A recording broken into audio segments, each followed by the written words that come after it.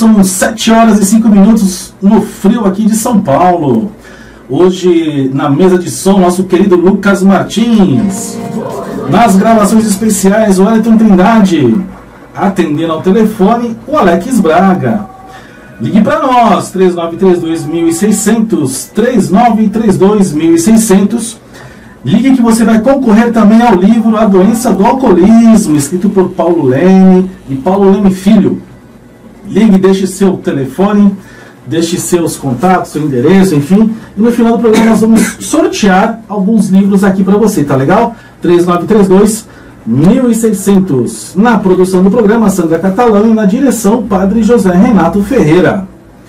Aqui a nossa equipe, a Emanuela também nos ajudando aqui. Muito obrigado, Emanuela, por estar aqui sempre nos apoiando, agora junto com a nossa equipe e nosso staff, né? Estamos ficando chiques agora. Você pode entrar em contato conosco também, sabe por onde? Pelo WhatsApp. DDD 11, cadê a musiquinha do WhatsApp? Aí, DDD 11 98371 9681. Repetindo, DDD 11 98371 9681. Facebook, facebook.com/tocando em frente, facebook.com/tocando em frente. Você pode ouvir o programa também, sabe, pelo site bastidoresdoradio.com e também pelo radiositevs.com. Você, querido ouvinte do velho, antigo e sempre atual rádio de pilha, rádio de, enfim, o rádio que sempre nos acompanha. Você, ouvinte fiel da Rádio 9 de Julho, e você, ouvinte do programa Tocando em Frente. Escute aí pelas ondas do rádio no AM 1600, AM 1600 aqui, São Paulo, e também algumas cidades aqui da região, tá certo? Esse é o programa Tocando em Frente, hoje aqui com a doutora Lívia Lopes, o Paulo Leme Filho e o Ivanildo José. Uma boa noite dos três aí. Boa noite a todos, tudo bom, Ivanildos? Bem-vinda, doutora Lívia.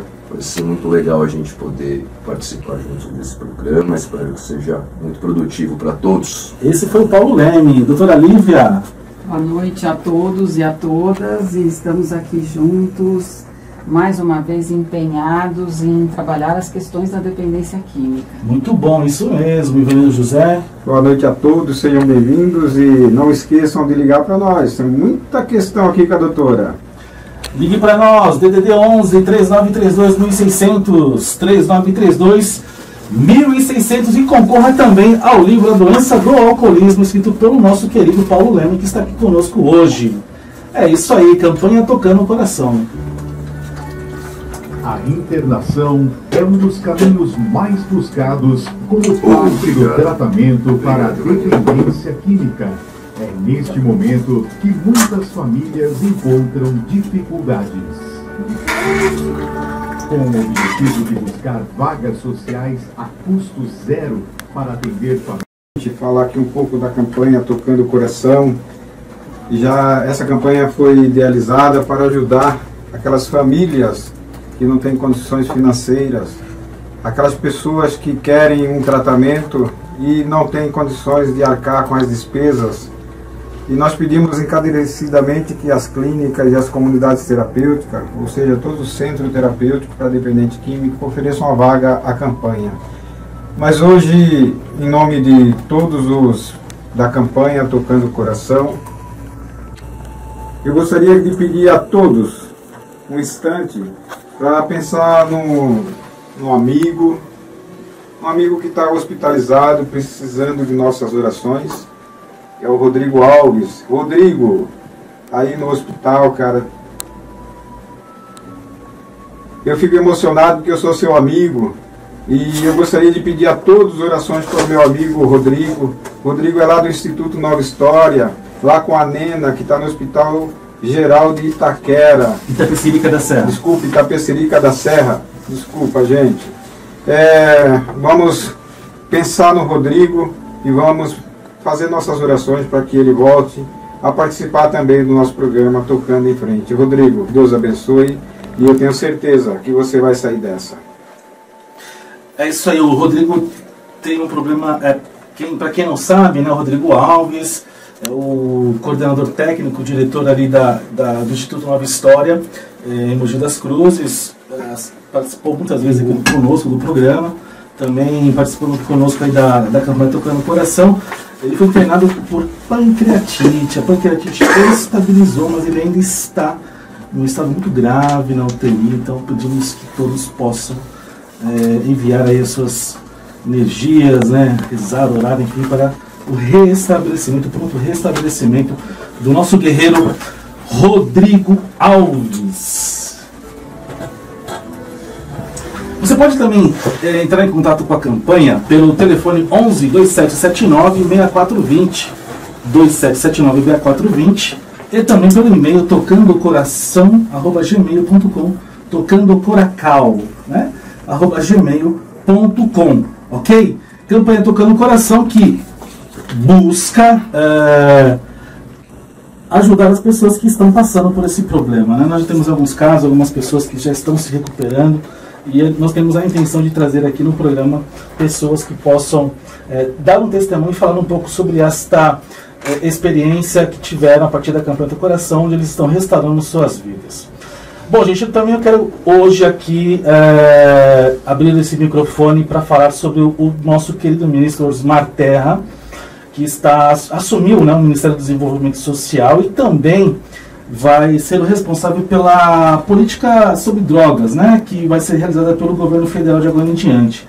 O que nós estamos percebendo é que quem estava até então tomando conta desse trabalho,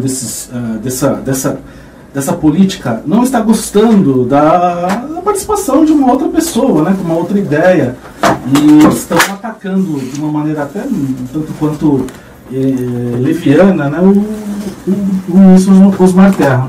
Então nós fizemos uma carta aberta de apoio ao ministro Osmar Terra, onde a gente diz assim, né: o atual ministro do Desenvolvimento Social, Osmar Terra, assumiu também a responsabilidade pela política federal sobre drogas. Evidente que fará mudanças e ampliará as ações, contemplando também políticas para o tratamento, recuperação e prevenção.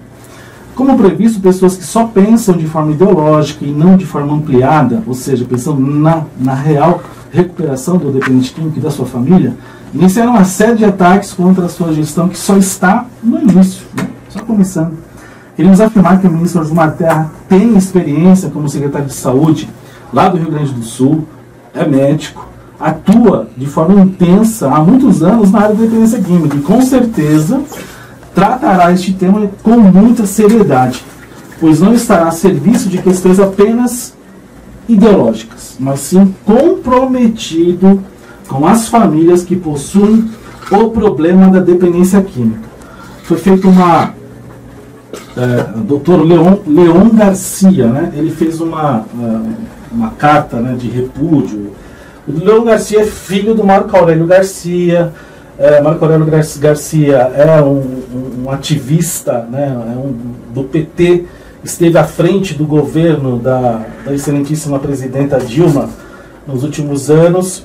Então, uma pessoa que esteve à frente de um governo onde o resultado que nós estamos vendo hoje no nosso país é de total descrédito, segurança, saúde, um caos. E quem tem um dependente químico em casa sabe que hoje não tem como tratar.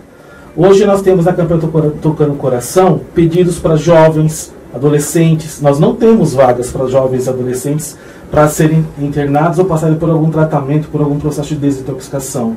Idosos, senhoras idosas que têm problema de alcoolismo, não tem. Pessoas que querem fazer o tratamento, não tem vaga. Então, eu acredito que o pessoal que gosta de falar muito da redução de danos, eu não sou contra, tá? A gente tem que conversar. Agora, atacar o que não conhece, isso sim é leviandade, né? Então, é uma tática muito rasteira quando as pessoas criticam sem ao menos conhecer, ouvir, discutir. Gente, temos que criar uma rede onde todos possam conversar. Federação das Comunidades Terapêuticas, a FEBRACT, Federação Brasileira das Comunidades Terapêuticas, a FEBRASC, que é a Federação Brasileira das Comunidades Terapêuticas Involuntárias, a FEPACT, Federação das Comunidades Terapêuticas do Paraná, os grupos de mútua ajuda, Amor Exigente, NA, AA, as clínicas, todas as instituições envolvidas devem participar de uma discussão nacional sobre o problema. não dá para aceitar que pessoas queiram, só elas, mandar e desmandar na política no Brasil, na política de saúde pública e na política voltada para o dependente químico. Como que eles podem criar documentos, apresentarem na OMS, apresentarem na ONU, sem pelo menos discutir isso com todos os outros envolvidos na área? Então, você despreza, exclui uma grande maioria que já trabalha há tanto tempo para levar à frente uma questão ideológica. Isso sim, temos que ser críticos. Pessoal, vamos ficar atentos, não deem muita... leiam, se instruam antes de acreditar nessas falácias, nessas mentiras que estão colocando aí na internet a respeito do ministro Osmar Terra. Como diria Reinaldo de Azevedo, hashtag pronto, falei. Vamos à nossa entrevista de hoje, a importância da internação para o tratamento da dependência química, doutora Lívia Lopes. Pois é, tão importante, né, a internação. Muitas vezes se ouve dizer que não há necessidade de internação. E quando nós ouvimos alguma coisa desse tipo, lembramos quanto ainda a dependência química não é vista com seriedade como uma doença. Se outras doenças, né, se outras morbidades, num momento de gravidade, num momento de fase aguda, qualquer outra doença, por exemplo, uma pessoa que sofre do coração, ela tem um hospital especializado em doenças do coração. Por que que a dependência química não pode, então, ter o seu internamento num hospital especializado, portanto, psiquiátrico, e que possa ter a sua internação? Muitas vezes, em qualquer outro atendimento não especializado, e isso já foi objeto até de estudos científicos mesmo, a maneira como se é atendido o dependente químico. Por isso é tão importante ter uma internação no momento necessário, no momento de gravidade, e uma internação especializada em dependência química. Então, veja bem, a dependência química já é uma doença muito diferente das doenças, da forma como a gente aprende, como a gente compreende.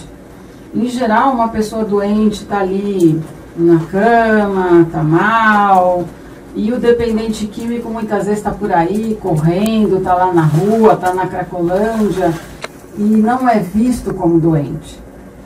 Muitas vezes é visto como marginal, e inclusive as mulheres que estão ali no meio, né? Quantas mulheres estão ali também vistas de uma forma bastante negativa, e as pessoas não conseguem entender como uma doença, e por outro lado entendem como um direito individual. E já houve uma vez uma paciente, na verdade a mãe de uma paciente, que foi buscar a filha na Cracolândia, e ela disse que ao chegar, alguém perguntou para ela se realmente a filha dela queria sair dali. Sim. Como se ela tivesse condições de decidir isso. Então, numa hora dessa, olha só a necessidade de se internar uma pessoa. Doutora Lívia, você falou duas coisas importantíssimas. A dependência química é uma doença. Por que a sociedade ainda hoje não entende ou não compreende ou não percebe a dependência química, o uso de drogas, o alcoolismo como uma doença? Essa é uma pergunta. E essa questão, né? Criticam muito a internação e abominam uma internação involuntária. Essas duas questões são muito importantes. Por que a sociedade não compreende a dependência como uma doença e por que a internação involuntária é tão mal vista?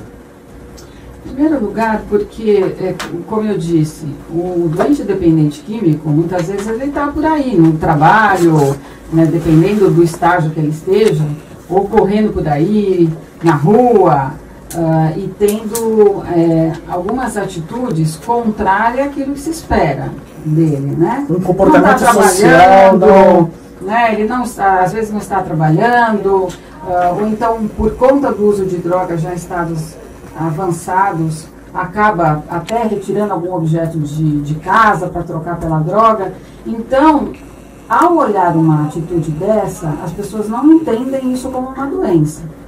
Então, já temos esse desconhecimento. Uma outra coisa, né, é que no momento que ele tem um comportamento inadequado, disfuncional, é visto, então, como uma questão moral ou como uma questão social, marginalizado. E essas confusões fazem com que o próprio dependente químico acredite que ele não tenha jeito. Muitas vezes eu ouço o paciente falar que ouviram frase do tipo: pau que nasce torto morre torto, né? Que não tem jeito. E a gente tem que lembrar, né? Que não somos pau, somos gente. Somos gente. E gente tem jeito. E tem jeito dentro de um tratamento especializado, né? E nas situações, é claro que não há necessidade de todo dependente químico ir para uma internação. Nós estamos falando nos casos graves, nos casos agudos, como de qualquer outra doença. Se uma pessoa sofre dos rins e ela, de repente, ela tem uma crise, ela poderá precisar de uma internação. Então, por que o dependente químico não entraria numa internação? Doutora, né? Interessante eu nunca tinha pensado dessa forma. É mesmo, a pessoa tem um problema no coração e vai ser internado. O dependente químico não pode. Paulo, você quer falar alguma coisa? Não, eu só queria observar um ponto muito importante que a doutora Lívia tocou, que como ela mesma observou, e eu acho que isso é muito importante, porque sempre quando a gente antagoniza, sempre quando a gente radicaliza, a gente vai para um caminho ruim. Se ficar defrontando tese contra tese e resolvesse alguma coisa, o problema da dependência química no Brasil já estava mais do que resolvido. Um lá esgrima a tese contra o outro esgrima outra tese e tal, e o dependente químico morrendo. Então, se defender tese fosse bom, aí a gente estava, olha, no primeiro mundo. E ela colocou uma coisa que eu achei muito interessante. Ela falou, olha, nem todo dependente químico necessita da internação. Eu mesmo sou um exemplo. Estou 19 anos em abstinência, eu não fui internado. Porém, meu pai está hoje há 27 anos em abstinência, meu pai também é portador da doença do alcoolismo, e eu acompanhei um pouco a história do meu pai precisou ser internado. Se meu pai não tivesse sido internado, como nós, o pai tinha um emprego muito bom na época, como nós tivemos uma condição de internar meu pai numa clínica particular, meu pai dificilmente conseguiria ter parado o prosseguimento da doença dele. O que eu acho legal que a doutora Lívia falou, que ela falou, olha, nem sempre é necessário uma internação. O que a gente não pode é excluir a possibilidade de internação, como às vezes a gente ouve as pessoas falarem. Não, internação esquece. Internação, né, e não é disso que se trata. É observar que existem alguns casos em que a internação é necessária. O que não dá é para ficar simplesmente, não, vamos proscrever da nossa frente a internação. Aí a gente começa a ficar com uma cara muito mais ideológica do que uma cara de uma coisa que é concreta e precisa ser resolvida, não é? Sem contar que é uma crueldade. Uma pessoa que precisa de uma internação e por conta de a pessoa achar que não precisa, ela ficar nessa necessidade, né? Realmente é um negócio bastante perigoso. E o que nós temos hoje, se a gente lembrar da população da Cracolândia, a gente tem ali uma população com uma situação gravíssima. As pessoas ali, elas precisam mesmo de internação, elas estão já num estágio bastante avançado da doença, né? E retirá-las daquele contexto, naquele momento, é muito bom, porque elas vão fazer uma desintoxicação, é uma internação breve de cerca de 30 dias, né? E ao tirar a droga, elas começam a pensar, elas começam a fazer os seus planos, e ao mesmo tempo não é só uma desintoxicação biológica, elas têm ali psicoeducação, elas vão aprendendo prevenção de recaída, estratégias de enfrentamento às drogas, recuperando vínculos, né, de família, de trabalho, e uma série de coisas que vão, nesses mais ou menos 30 dias, já dar algum suporte para ela sair dessa internação. E o que a senhora pensa a respeito da política de redução de danos?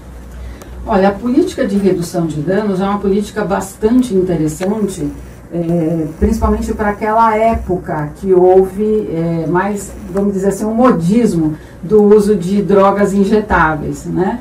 Então, naquele momento, a primeira coisa que se correu a pensar é que não se sabia bem como lidar com aquilo, e as pessoas estavam compartilhando seringas. Então, eu acho que foi um acontecimento que ajudou muito, né, naquele momento.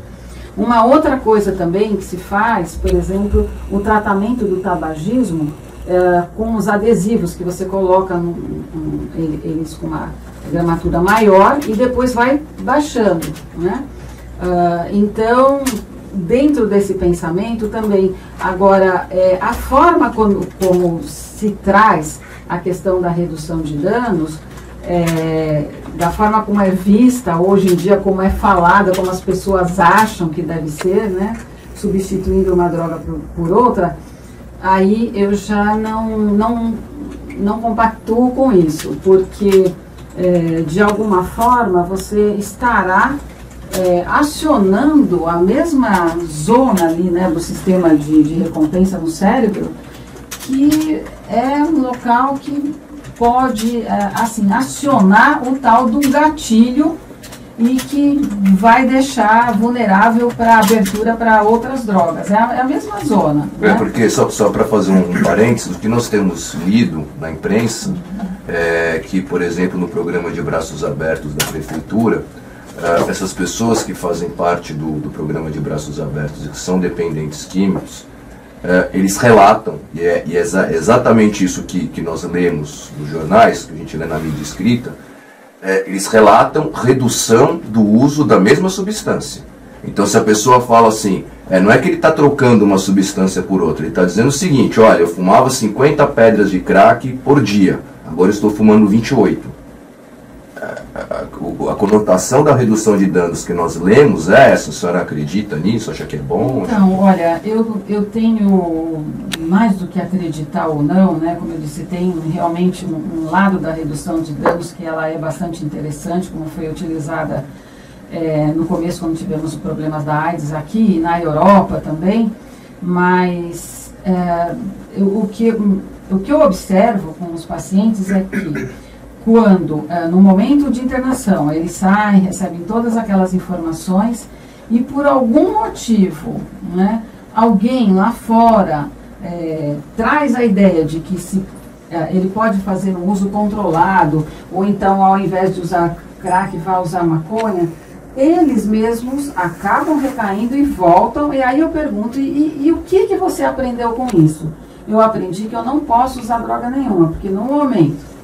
foi até interessante, o paciente falou assim, eu então comecei a usar a maconha ao invés do crack, e só que a maconha foi ficando mais fraca. Imagina, a maconha ficando mais fraca, a maconha é a mesma, né? Na verdade, é como a característica da dependência química tem a tolerância. Que pede doses aumentadas, o que aconteceu? Ele, dali, ele não regrediu, ele progrediu, a doença é progressiva. Obviamente, ele acabou indo buscar de novo o crack. E aí volta de novo para a internação, começa, né, tudo de novo, toda a programação de novo, e começar a ficar mais firme na ideia de que ele não poderá usar novamente. Porque se eu usar aquilo que a gente fala, mas uma coisa é a gente falar e outra coisa a pessoa experienciar, que é depois de um momento de estar limpo, vamos dizer assim, se a criatura vai usar alguma droga, a reinstalação da síndrome é imediata. E isso realmente acontece. Então, são coisas reais, são fatos reais que vão acontecendo. Então, fica muito difícil imaginar que uma pessoa, depois de um período de abstinência, ela vai conseguir fazer uso controlado. A gente sabe que não vai conseguir. Não são inúmeros casos que a gente viu e que a gente pergunta para o paciente qual foi a lição aprendida para que os outros todos pacientes também consigam compreender um fato, uma realidade. Eu tô